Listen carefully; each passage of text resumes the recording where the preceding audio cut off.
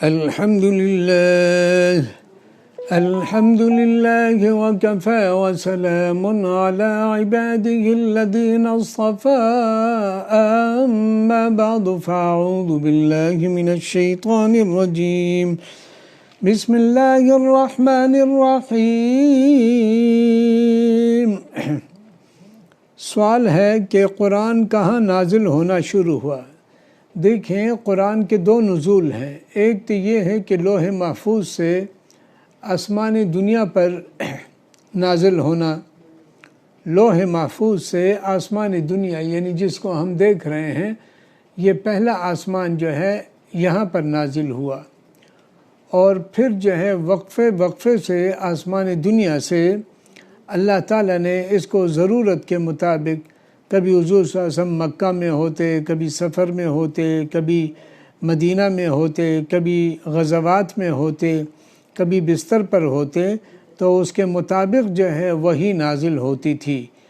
تو جو ایک دم نازل ہوا ہے، جیسے ہم کہتے ہیں کہ لیلۃ القدر میں نازل ہوا، اور پھر کہتے ہیں ہم 23 سال میں نازل ہوا، تو لیلۃ القدر میں جو نازل ہوا تو وہ لوح محفوظ سے آسمان دنیا پر نازل ہوا، اور جو 23 سال میں نازل ہوا تو وہ پہلے آسمان سے زمین پر جو ہے جہاں بھی حضور صلی اللہ علیہ وسلم ہوتے تھے، وہاں ان کو کسی بھی چیز کے بارے میں صحابہ کرام پوچھتے تھے تو ان کو وہ دے دیتے تھے، ان کو وہ ہدایات جو ہیں وہ فرماتے ہیں کہ یہ اس کا یہ جواب ہے۔ یسألونک عن الخمر، وہ آپ سے شراب کے بارے میں پوچھتے ہیں۔ یسألونک عن المحیض، وہ آپ سے حیض کے بارے میں پوچھتے ہیں۔ یسألونک عن الروح، وہ آپ سے روح کے بارے میں ایسے سوالات ہیں کہ وہ آپ یسألونک عن الشہر الحرام، وہ جو ہے حرام مہینوں کے بارے میں، محترم مہینوں کے بارے میں پوچھتے ہیں۔ یسألونک عن الأہلہ، وہ چاند کے بارے میں آپ سے پوچھتے ہیں۔ اس طریقے سے وہ پوچھتے جاتے تھے اور حضور صلی اللہ علیہ وسلم جواب دیتے۔ تو جو آسمان سے لوح محفوظ پر ایک ہی رات میں اترا اس کو انزال کہتے ہیں، انا انزلناہ فی لیلۃ، اور جو آسمان دنیا سے زمین پر اترا وہ 23 سال میں تھوڑے تھوڑے اترنے کو تنزیل کہتے ہیں۔ اس طریقے سے انا نحن نزلنا الذکر وانا لہ لحافظون، تو نزلنا کے معنی ہے تھوڑا تھوڑا آرام آرام سے بتدریج جو ہے اتارنا، اور انزلنا کے معنی ہے یکدم اور ایک بار اتارنا ہے۔ کیا جبرائیل علیہ السلام انسانی صورت میں بھی آتے تھے؟ اصل میں اللہ تعالیٰ نے جنات کو اور فرشتوں کو طاقتیں دی ہیں کہ وہ کسی بھی صورت میں متشکل ہو سکتے ہیں، تو اگر اپنے اصلی صورت میں آتے تو پوری یہ دنیا جو ہے نا گھیر لیتے تھے اپنے پروں میں، لیکن جب وہ تشریف لاتے تھے تو وہ کبھی انسانی صورت میں بھی آتے تھے، اور وہ صحابی تھے دحیہ کلبی، ان کے رضی اللہ تعالی عنہ، ان کی شکل میں، یہ خوبصورت صحابی تھے، ان کی شکل میں جو ہے وہ آتے تھے، اور جو حدیث جبرائیل ہے وہاں پر بھی انسانی صورت میں تشریف لائے تھے۔ جی، یہ بتا رہے ہیں کہ نزول کے وقت بھنبھناہٹ کی آواز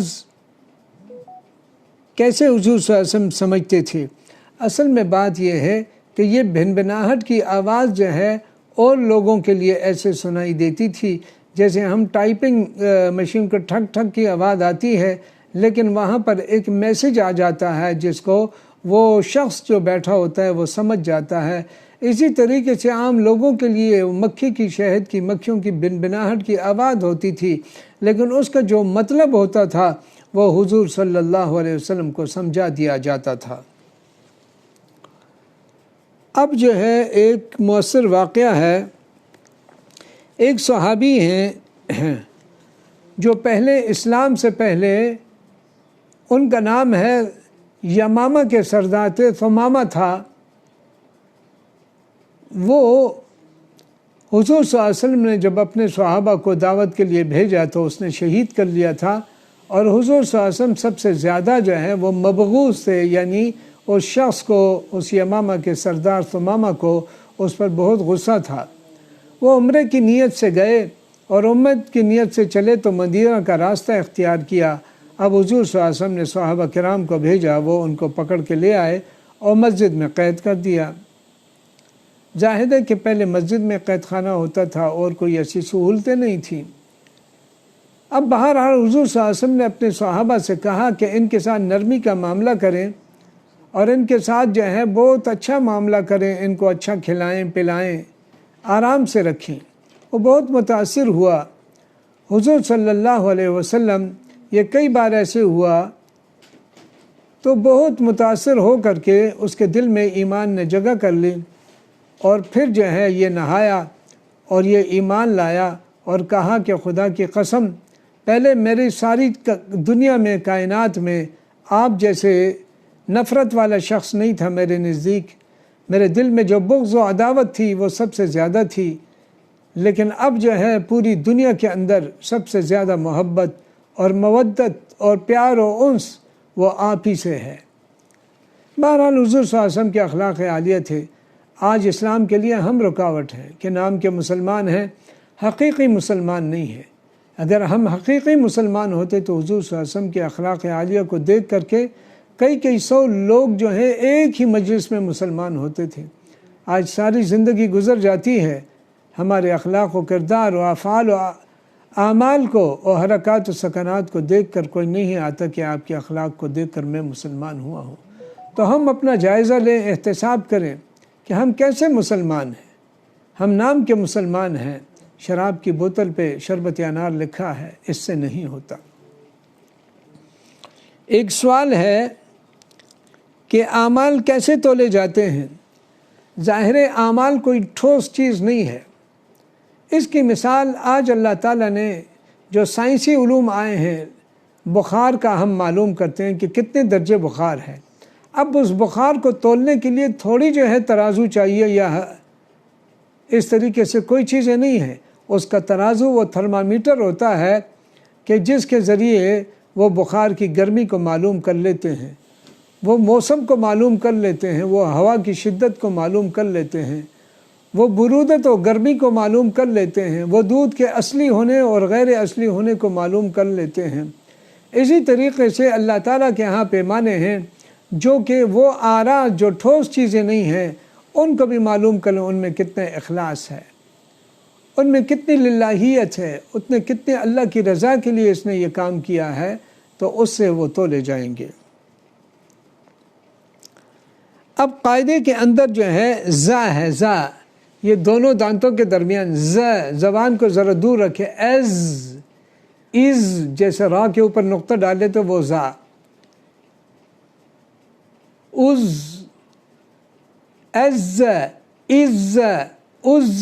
زن زن زن۔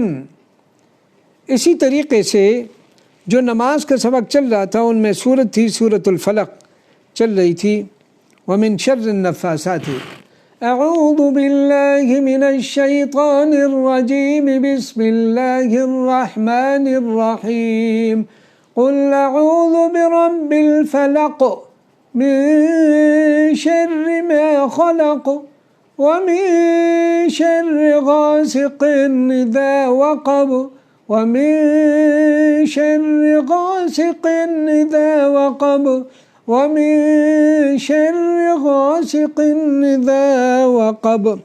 ابھی ہم عربی کو لیتے ہیں، افعال تھے، جیسے میں نے کہا کہ مخ دماغ ہے اور دماغ سوچتا ہے، فکرا، سمجھ آ گئی بات؟ اور پھر جو ہے پیشانی جبہہ، اور اس سے سجدہ ہوتا ہے، سجدہ سجدت، سجدہ کیا مرد نے، سجدہ کیا سجدت عورت نے۔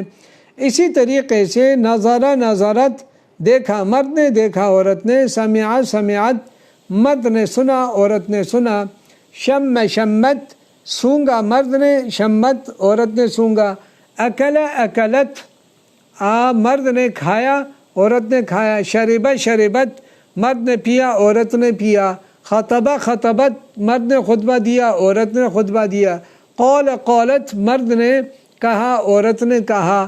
اسی طریقے سے بلع بلعت، مرد نے نگلا عورت نے نگلا۔ یہ ساری چیزیں جو ہیں ہمیں یاد کریں، توجہ توجہت، اور یہ افعال تھے۔ اب ہم لیتے ہیں کہ اگر آپ جو ہے سوالیہ اسماء ان کے ساتھ لگاتے ہیں تو اس کا معنی سوالیہ بن جاتا ہے، جیسے من فکرا کس نے سوچا، این فکرا کہاں سوچا، کیف فکرا کیسے سوچا، اور حل فکرا کیا سوچا۔ متى لوگ متے کہتے ہیں، متے غلط ہے، متا کے معنی ہے کب، when، متا کے معنی ہے کب، when، متا کے معنی ہے کب، when عربی میں۔ تو ہم نے متا ان سب کے، متے فکرا کب سوچا، متے سجدہ کب سجدہ کیا، متے نظرا کب دیکھا، متے سمعا کب سنا، متے شما کب سونگا، متے اکلا کب کھایا، متے شربا کب پیا، متے قولا کب کہا، متے خطبہ کب خطبہ دیا، متے اس طریقے سے بلع کب اس نے نگلا۔ تو یہ چیزیں جو ہیں ہم جو ہے اس کو سیکھیں گے تو آپ دیکھیں بہت آسان ہے۔ متے بکا کب رویا، متے بکا کب رویا، متے ضاحکا کب ہنسا، متے ضاحکا کب ہنسا، متے ضاحکا کب ہنسا۔ تو یہ جو ہیں چند چیزیں تھیں، آج ہم اس کے اندر لیتے ہیں صاح چیخا، صاح چیخا، متے صاح کب جو ہے وہ چیخا، متے صاح کب جو ہے وہ چیخا۔ بہرحال اس طریقے سے لسان کے معنی زبان اور سن کے معنی دانت، سن دانت۔ اب آپ کہیں میرا دانت تو یا لگا دیں سنی، ہمارا دانت تو نہ لگا دیں سننا، سمجھ آ گئی بات۔ اس کا دانت تو سنہ، اس عورت کا دانت تو سنہا، آپ کا دانت تو سنہ کا۔ تو یہ جو ہے اس کے ساتھ جو ہے لگاتے جائیں اور آپ کو ترجمہ آتا جائے گا۔ ابھی جو ہے 10 نمبر نسخہ ہے گلے کی تکلیف، یعنی گلے کے اندر آدمی کو تکلیف ہوتی ہے، درد ہوتا ہے، تو فرمایا کہ اس کے لیے کیا بہتر ہے، یہ خشک ہلدی لے کر کے اور اس کو جو ہے ثابت ہلدی جو ہے اس کو لے کر اور ادرک اور ملٹھی، یہ 3 چیزیں خوب پیس لیں۔ کتنی چیزیں؟ ملٹھی ہے اور ادرک ہے اور ہلدی ہے، خود لے کر اور پھر اس کو پیسیں تاکہ وہ اصلی چیز آپ کے سامنے ہو، اور جو ہے ہم وزن اس کے ساتھ تھوڑی شہد ملا کر کے اور پانی نیم گرم کر کے اس کو آپ پی لیں۔ اس طریقے سے دن میں 3 مرتبہ کریں، آپ حیران رہ جائیں گے کہ آپ کو کتنا فائدہ ہوتا ہے۔ اور تلی ہوئی چیزیں اور مرچ والی چیزیں اور بادی چیزیں اور کھٹی چیزیں آپ اس کے اندر نہ کھائیں۔ اب جو ہے وظیفہ جو ہے وہ آپ کو بتایا جاتا ہے کہ وظیفہ اس سے کیا بہتر ہے۔ فرمائیں کہ جب گلے میں تکلیف ہو تو سورۃ واقعہ کی یہ آیت نمبر یاد رکھیں، آیت نمبر 83 سے لے کر 87 تک، آیت نمبر 83 سے لے کر کے 87 تک، فلولا اذا بلغت الحلقوم سے لے کر کے ان کنتم صادقین تک، آپ اس کو جو ہیں وہ بار بار پڑھیں اور 3 بار پڑھ کر کے ایسے دم ڈالیں، انشاءاللہ العزیز اللہ تعالیٰ بہت زیادہ جو ہے وہ فائدہ دے گا اور انشاءاللہ بہت بڑا کرم فرمائے گا۔ درمیان میں ایک صاحب نے یہ شوگر کے مریض کے زخم کے بارے میں پوچھا ہے، آپ بلا شمار یعنی بغیر کسی عدد کے آپ یہ پڑھیں، ایوب علیہ السلام کی بیماری میں جو دعا تھی، آپ حیران ہو جائیں گے اگر ڈاکٹر کہیں کہ انگلی کاٹنی پڑتی ہے اور آپ نے دن رات صبح و شام پڑھنا شروع کر دیا، رب انی مسنی الضر، رب انی مسنی الضر وانت ارحم الراحمین، رب انی مسنی الضر وانت ارحم الراحمین، رب انی مسنی الضر وانت ارحم الراحمین۔ دعا فرمائے کہ اللہ تعالیٰ مجھے اور آپ سب کو عمل کی توفیق نصیب فرمائے، اولاد کو نیک صالح بنائے، تمام بیماروں کو شفاء کاملہ نصیب فرما، سب محتاجوں کو اے اللہ غیبی امداد فرما دے، ہم سب کو معاف فرما۔ وصلی اللہ تعالیٰ علی خیر خلقی محمد وآلہ وصحبہ اجمعین برحمتک۔